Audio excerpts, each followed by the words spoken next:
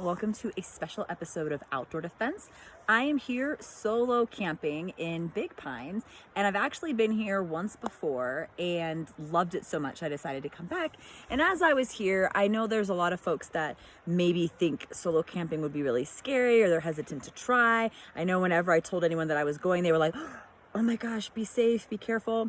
So I just wanted to give you a few tips for solo camping. So I came in, the first thing I did is I checked in with the camp host to make sure that they knew that I was here and to make sure that they didn't rent my space to anybody else. And also so I know where they are. That could be help if there is a problem. So I identified myself, I got their name, I know where they are.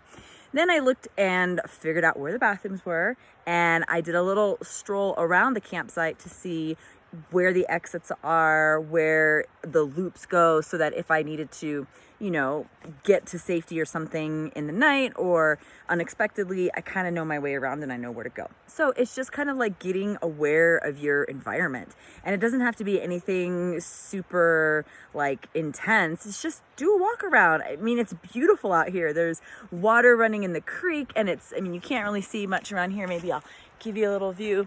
I mean, it's gorgeous. The mountains in the back, and there's green and trees. So it's getting to know your environment, but also enjoying your time while you're here.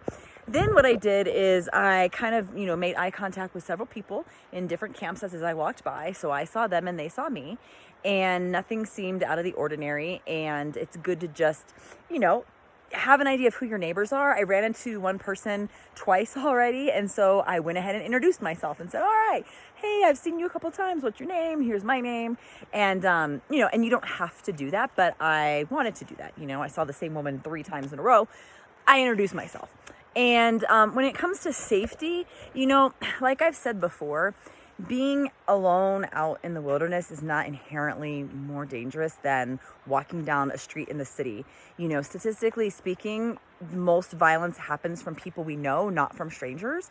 And I know that violence does happen and it's not always statistics, but I don't want you to feel like you have to limit your life and not do the things you want to do because of a fear. And if there is a worst case scenario and you have to deal with somebody who's being inappropriate or dangerous, or your safety's in question, there are things you can do. You have so many weapons on your body to use, plus your intuition and awareness, all the things that I've taught you in outdoor defense. There's so much that you can do. There's so many choices and options that you have, tools in your toolbox for being able to defend yourself.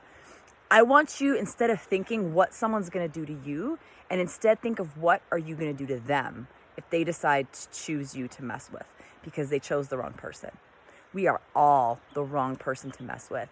And with the skills that I like to teach, we're able to back that up. So I'm going to enjoy my evening here solo camping, and I hope that you feel encouraged at some point in your life to give it a try if that's what you want to do. But whatever you choose to do, just live powerfully.